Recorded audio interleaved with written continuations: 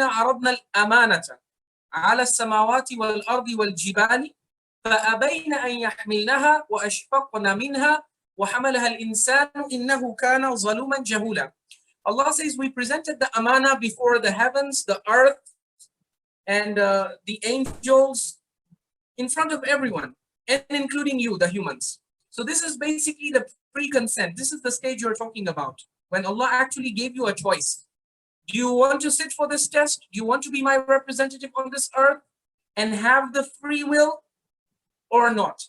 Now, obviously, when Allah presented us this, He doesn't mention all of this in detail, but it is clear from the context of the verse that He explained to all these creations what this test would entail.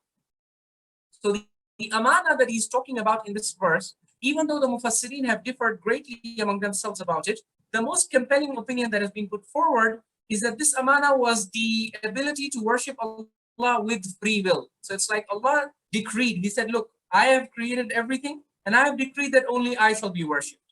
Everyone is going to worship me. But now there's going to be two kinds of worship. One is going to be involuntary worship. The other is going to be voluntary worship. One is worship with free will. The other is worship without free will. Who amongst you is ready to worship me with free will? Now, worship me with free will means what? That it's your choice. So someday you wake up, you decide, I don't want to worship Allah. I don't want to obey Him. I don't want to walk on His path. You will have the freedom to deviate, and no one will come to stop you or hit you or punish you immediately. When the heavens and the earth and the mountains, they heard of this, they immediately realized the danger in this. See, at this point, even they have the option of choosing free will. They said, no. Because Allah obviously explained the full situation to them. He said, He explained the full rule, that those who worship me with free will reach the highest station. Those who don't worship, this is what I have prepared for them. So after considering all of this, the mountains and the heavens and earth, Allah says, فَأَشْفَقْنَا مِنْهَا. They became terrified. They became very scared. فَأَبَيْنَ أَن يَحْمِلْنَهَا. They refused and they rejected outright. They said, we don't want to carry this amana. Exempt us from it, Ya Allah. And Allah was not forcing. This was a choice. وَحَمَلَهَا الْإِنسَانِ. You and I, the insan, we stepped forward and we said, Ya Allah, give this to us. We will be your representatives on this earth. We will carry this amana and we will not disappoint you. Now, here is where I want you to focus. Imagine in a class of students, as a teacher, you present to them an assignment and you tell the class, who is going to do this assignment? All of this, or who is going to solve this problem on the blackboard for the students or the whiteboard? And all of the students, they shy away. They hide themselves. And one student comes forward and says, I'm going to solve it for you, teacher.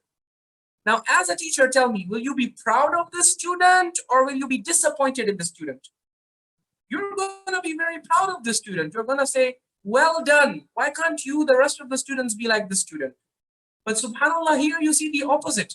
As soon as the human being steps up to take this challenge and this responsibility, that shows how ambitious we are.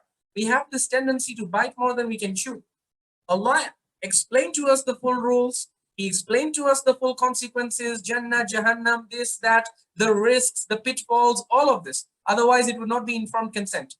But after considering all of that, we said, Ya Allah, give it to us. We promise you, we assure you, we will not disappoint you.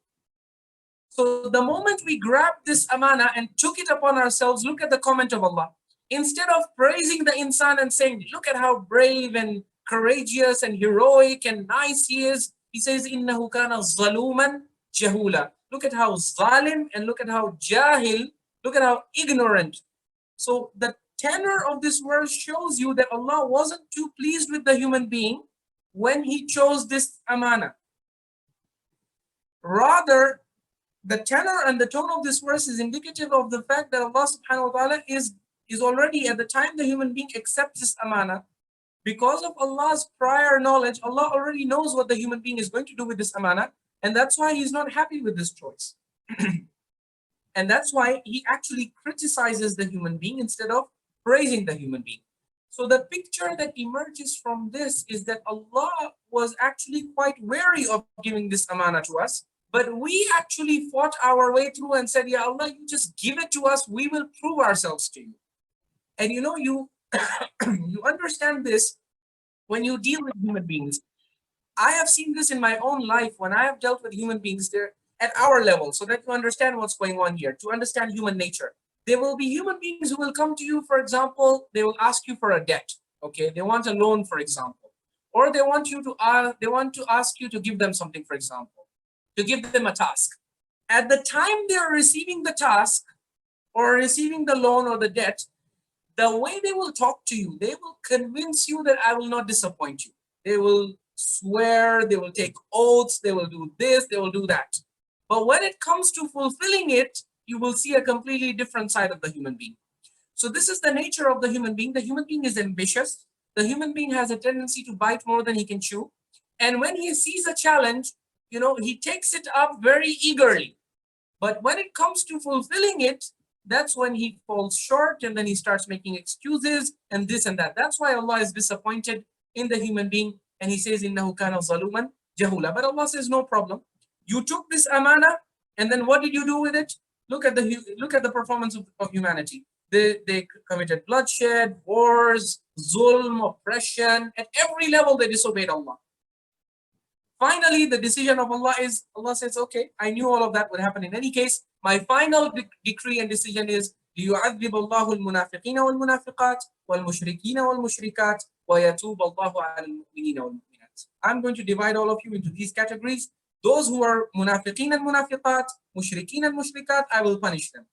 But those who are mu'mineen, I am going to, and those who kept on, you know, trying to reconnect with me, even though they were making mistakes, they kept on trying to correct themselves, better themselves. They kept picking themselves up every time they fell down.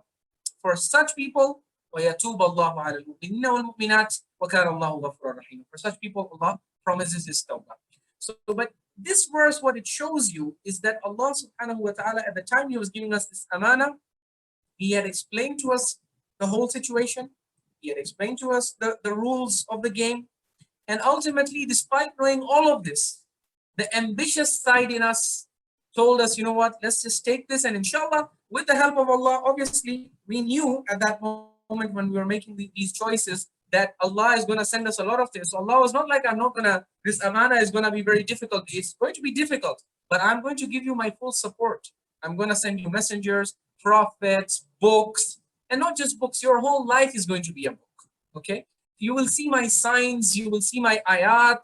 I will speak to you through different languages. The Quran, the Torah, these are just one aspect of Allah's guidance. Allah speaks to us in so many different ways.